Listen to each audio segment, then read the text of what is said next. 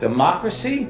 Hello? The idea of writing a video about technocracies has been on my mind for a while now. Of course, the concept of a technocracy has been discussed since basically the turn of the century. In the game Watch Dogs, you play as a gray hat hacker in a smart city, Chicago. That's pretty much all I have to say. Normally, there's no reason to be giving praise to French Canadians, but it is sad that their masterpiece of a game is being largely overlooked in favor of shark cards and ahistorical ninjas. However, there is good reason for that. Watch Dogs is a trilogy that's been getting progressively worse through each iteration. That being said, I've chosen to use these games as a baseline for what I'm about to talk about. In this video essay, I will cover how these tech platforms operate, what they've done to our lives, and how they've reshaped human interaction, creativity, art, and our privacy rights.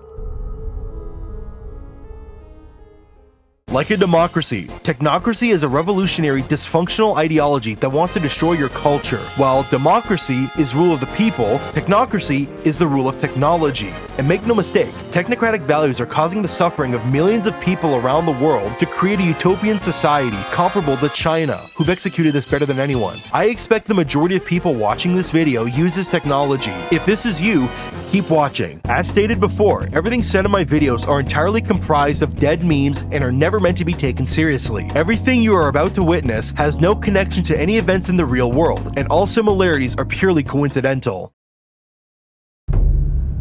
Meta is a company that's been around for so long, we don't even question its existence. It is just assumed that Facebook is just a social media platform that steals your data. In reality, Meta is an invasive species that's embedded across your phone in multiple apps. Apps like Facebook, Instagram, and WhatsApp. Like the Trinity, they are all the same entity. In other words, I will be referring to Meta and all of its subsidiaries synonymously. In theory, the Fourth Amendment grants us protections against unreasonable search and seizure. In practice, however, this is circumvented by the petabytes of data collected by Facebook, which can easily be subpoenaed or sold to the highest bidder. The data collected can be used to manipulate you socially and/or politically. You don't have to take my word for it. Shortly after the 2025 general election, there was a survey conducted by Ipsos, and 14% of voters said they use Facebook as a main source of information, even though Facebook banned news content in Canada.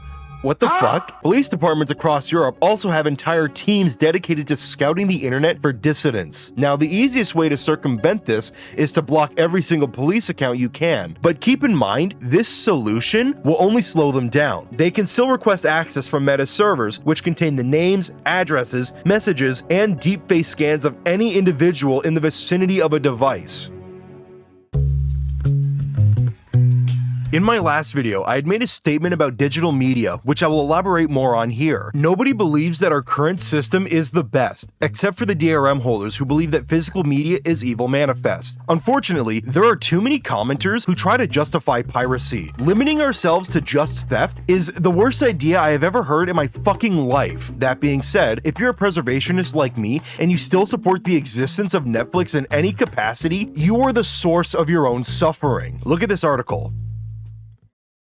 Over the past couple of years, they've been removing some of the most viewed shows of all time. Fans are of course outraged, but Netflix doesn't seem to care, and it's actually all part of their plan to dominate the entire streaming industry. Blockbuster closed 13 years ago. I know we can't just copy and paste everything they did. However, nothing's stopping me from buying a DVD from Best Buy and then burning it to my NAS. We see constant news headlines of companies removing books, movies, and even video games from people's libraries, all legally purchased on digital storefronts. By the way, a $0 purchase is still a purchase.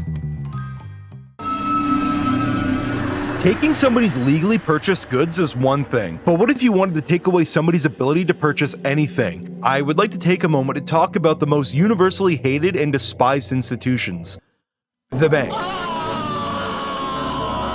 First, I would like to give some good news. In 2022, then Prime Minister Justin Trudeau implemented the Emergencies Act, freezing the bank accounts of anybody involved in the trucker protests. Thankfully, the Court of Appeals voted in favor of the protesters, deeming the act unconstitutional. However, it is terrifying to think that with the stroke of a pen, you could lose access to basic needs like money. If you want something games related, a group in Australia spam called Visa and MasterCard demanding they stop servicing Steam because they were allowing the sale of adult content on their platform.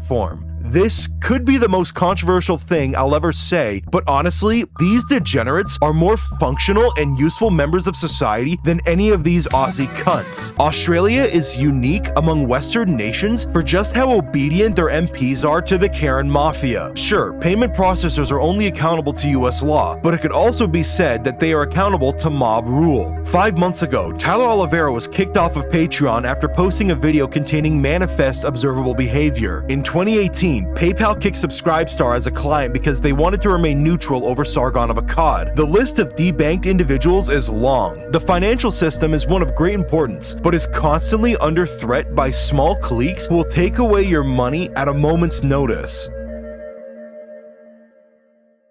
There's a video by the mysterious Mr. Enter where he talks about how technology broke China. China's relationship with the internet is that of a person who abuses animals. After failing to kill it, it keeps it caged and muzzled, tightly regulated without an inch to move. Alipay's slogan is, "Trust makes it simple." And to be fair, that is true. Trust makes social media simple. Trusting Facebook with our privacy is simple. Trusting Google to be unbiased is simple. Trusting PayPal not to randomly ban you is simple. Trust makes things simple, until they're not.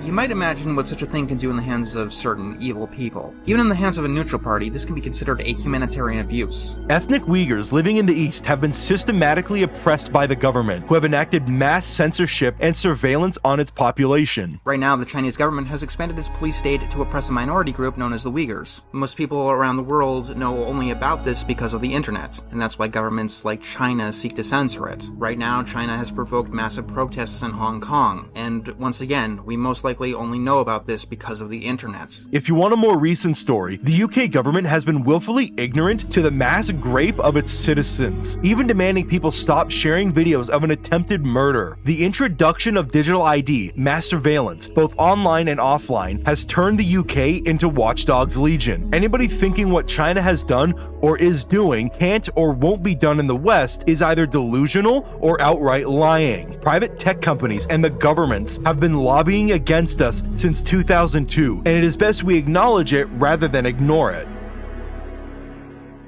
Okay, the last video ended way too negatively. I've been doing a lot of introspective thinking recently, and I've realized that I'm starting to forget what online security is all about. It's not supposed to be this pragmatic, well-thought-out, risk-averse process. It's all about having fun, thrilling game of cat and mouse against the for-profit giants getting generous donations from Wall Street. It's not about being safe, it's about owning 3 computers and then dedicating hours of your life making schizophrenic OPSEC builds, hardening your Firefox browser, destroying hard drives, and shredding files, all in the name of sticking it to Google. Unless you use Gmail. If you still use Gmail, then you've already failed. Motherfucker. In the same way that I would never justify ignorance, it's equally foolish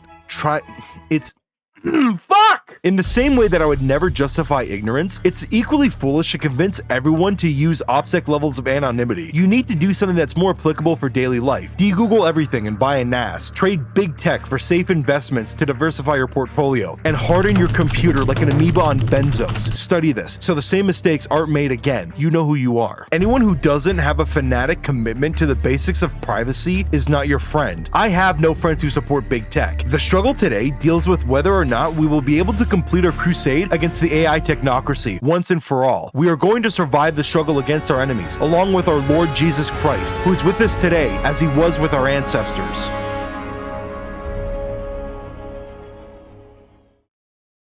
Please click my links. I'm very lonely and very hungry. I'm never editing a video ever again. Editing sucks, dude. I can't.